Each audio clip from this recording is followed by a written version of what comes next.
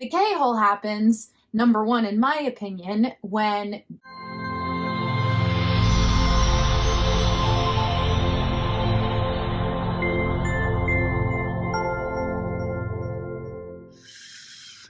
I look better in this video. Last video, I was not happy with the way I looked. I looked slavishly. I don't think you looked slavishly. I did. What did you guys think?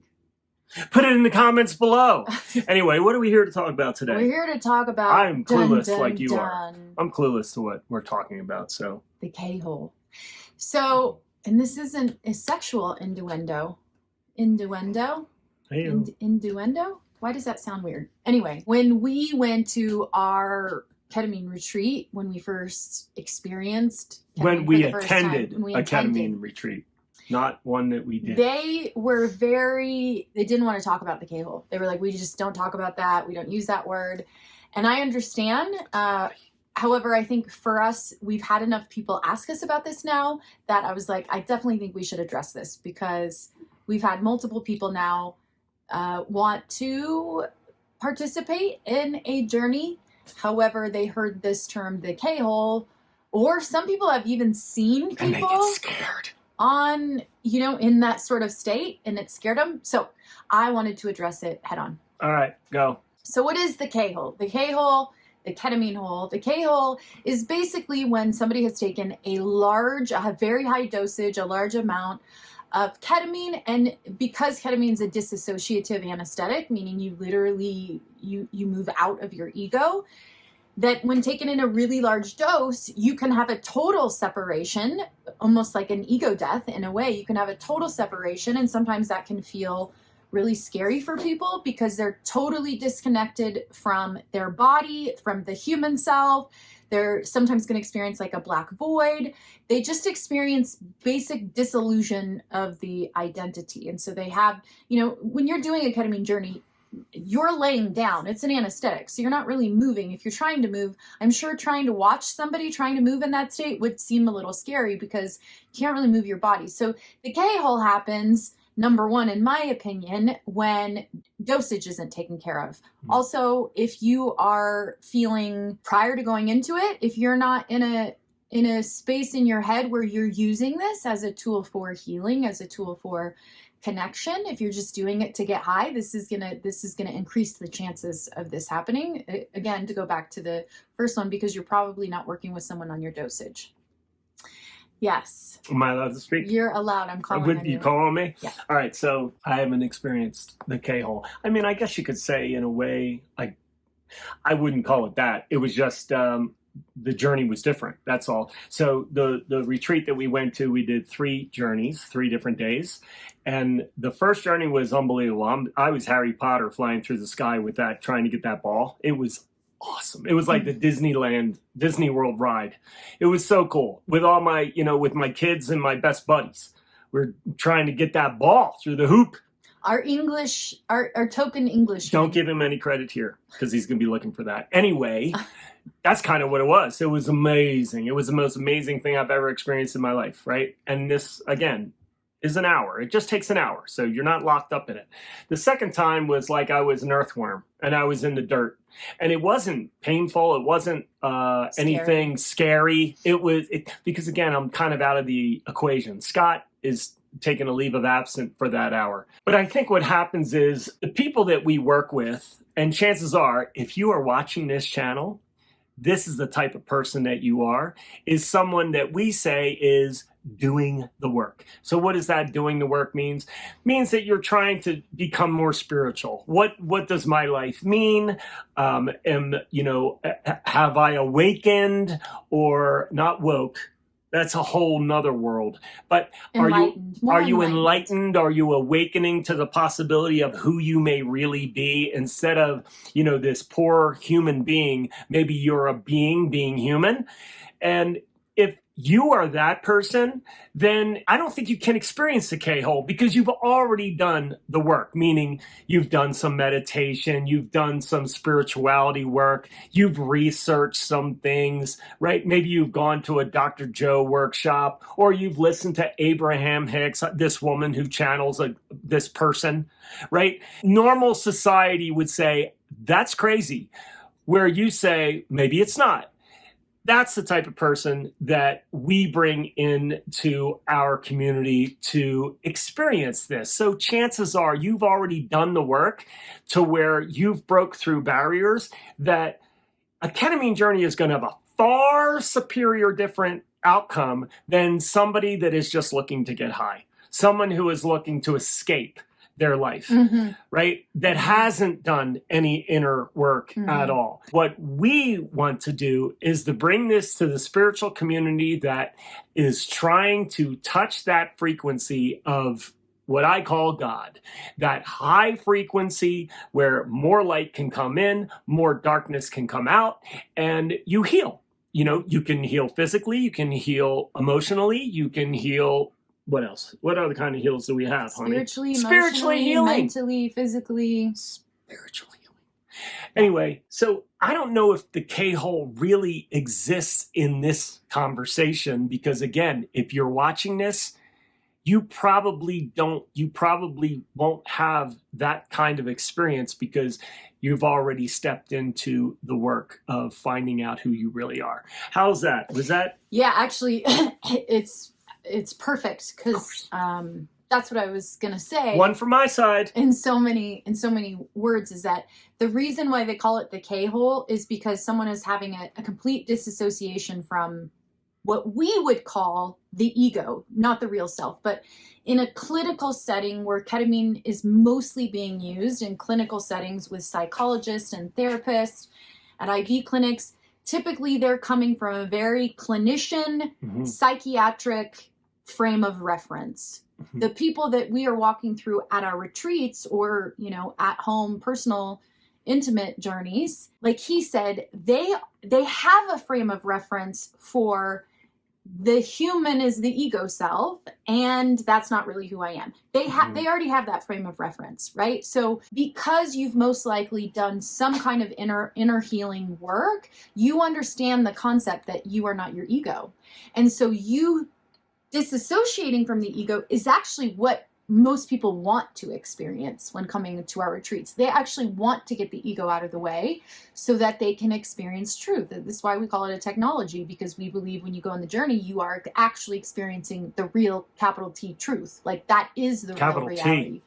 Capital T truth. So the people coming to our retreats, they already have a frame of reference for what the ego is and what the spiritual self is. People who are doing it potentially in clinician settings, people are doing it just to get high. They don't have that frame of reference. They don't understand that they are more than that. Yeah, because they're just trying. I mean, listen, that's why people would do ecstasy and whatever, right? Just to feel something different, to feel whatever, right? Everybody has some desire to feel better, and maybe that's their way, right? For the clinical setting is fantastic for people that are super high anxiety, suffer really from super high anxiety and also depression. And a clinical setting is perfect for that. Because listen, it's one thing to have a psychologist in front of you listening to everything you say and then offer you some advice. It's a whole nother thing to take all that and use it and to integrate it. What ketamine does in those clinical settings is, first off, it's infused, so it's an intravenous. It goes right into the bloodstream. It hits really quickly. It can hit, I would say, probably more powerfully.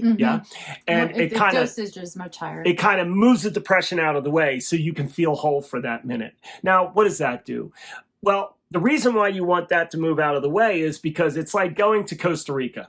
Now, I've been to Costa Rica. It's gorgeous. You should go there. There's some amazing fishing there. The plants and the foliage there is absolutely, I don't know if you would call it foliage. Is it foliage? They don't have trees like Vermont. Yeah, I think you'd still say foliage. They're flowers and plants. That's foliage. Is that foliage? Yeah. I don't know. You can put it in the comments below.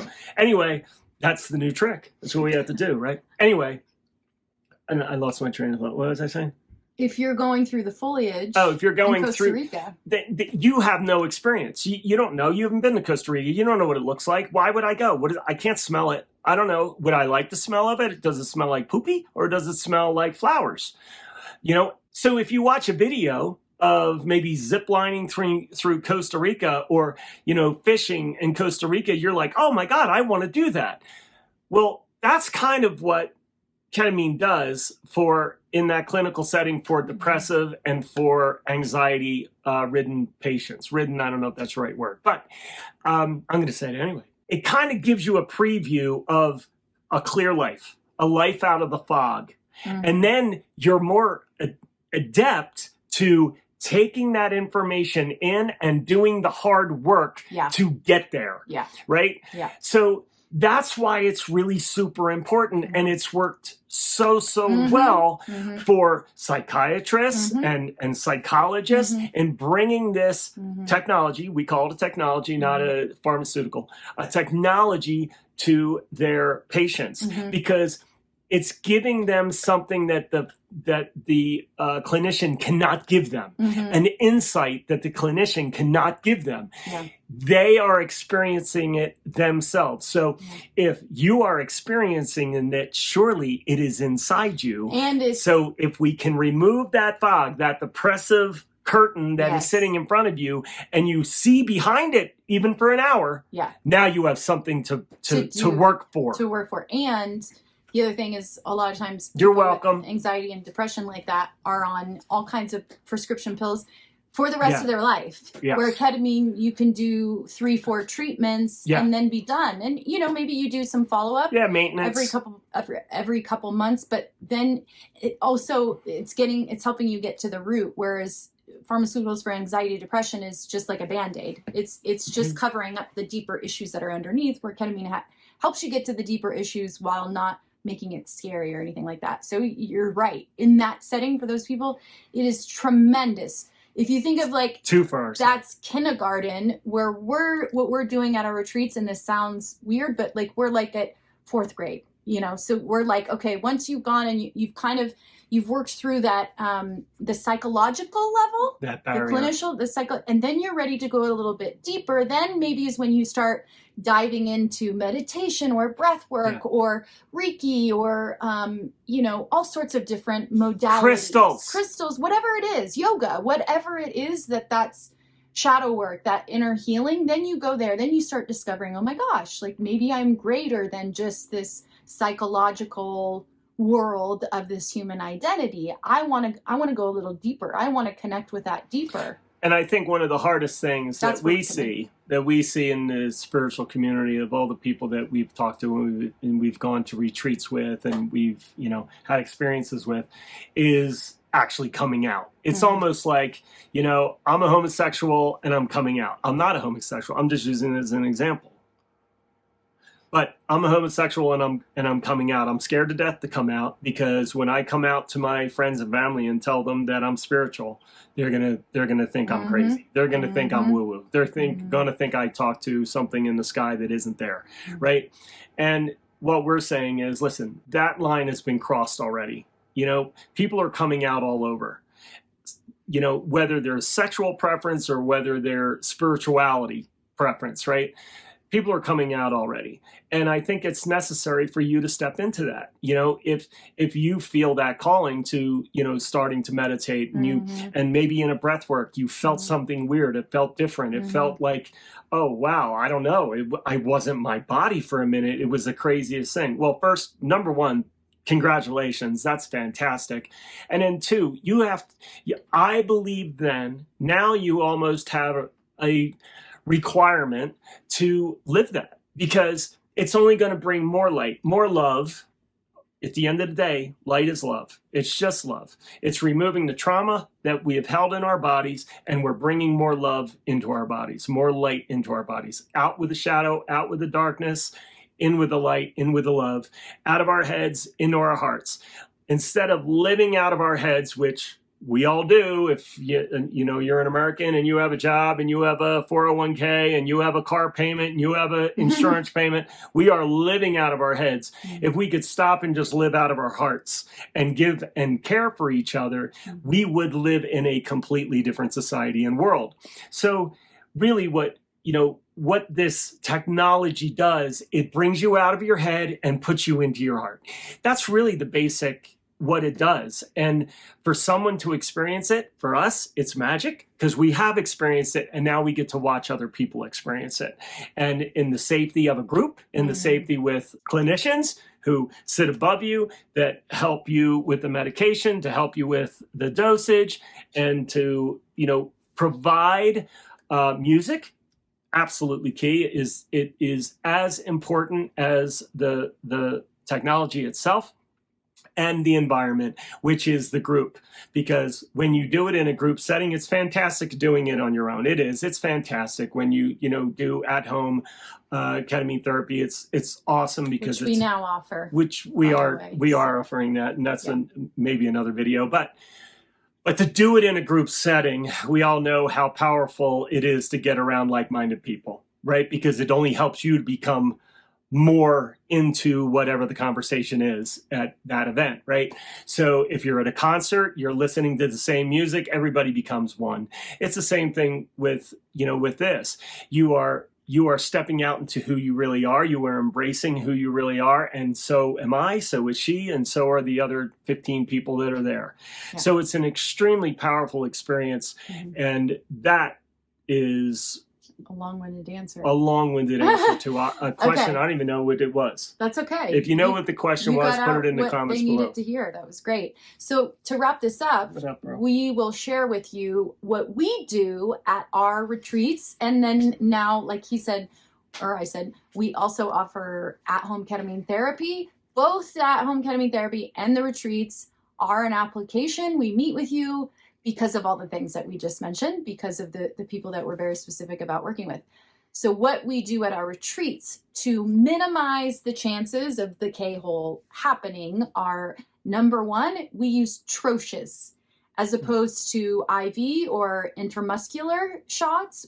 Troches, you are able to control your dosage so much more. And as he said, we have two physicians there that one's been working as an ER doctor for 30 years. The other is a physician assistant. She's been working with another at-home ketamine therapy provider, and then using the ketamine changed her life. And then she's been working with us since September of last year. So they're both highly trained in ketamine, and they work with you at the retreats. If you do the at-home ketamine therapy, she works with you as well to really help dial in the dosage, the best dosage. Most likely with atrocious, you're most likely not going to have a K-hole experience because in a retreat setting like we do, you're not taking really high doses. The other thing is, as I said, we work with people who already have a frame of reference for all this. So they're not going into it with like a total I don't know anything beyond my human construct. And my job and my car. Yeah, so that helps. And so those are really, I think, the big aspects of what we do that sort of prevent it. Like I said, we also have a cap for the dosage at the retreat settings. So we're pretty good at dialing that in with each person as well. The other thing is, like I said, you feel safe.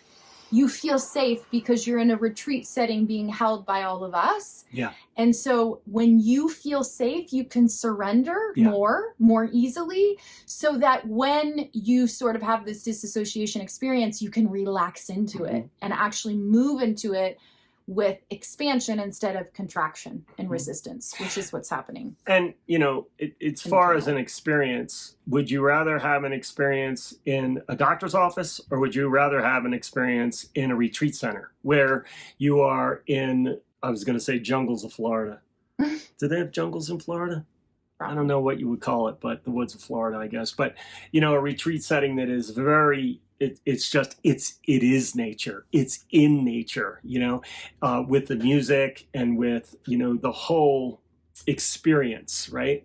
And because I think that, again, totally the environment matters. The environment, that's what matters. We are very particular about. Very particular. And that's why we do Taos, New Mexico, and we do, because there's culture here, in Taos. There is a spirituality to this, not the people here, although they are, but the mountains themselves, the ground themselves, it's sacred ground, And again, yes, I'm a union carpenter talking about this. When the retreat, that's why, right? And I guess I don't even know what was Yeah, the that was question it. that I'm answering. Okay. You're gonna answer. What Yeah, was the next question, honey? that was it. I was just talking about how we the action steps that we take to minimize, Well, you know, the K-hole experience. It most likely will not happen at the dosages we use. right. The troches, the people that we work with, the physicians, everything. So we wanted to address that for any of you out there that may have been hearing us talk about our retreats or ketamine therapy, but you've heard this term and it scares you, and we want to address it so that there's no fear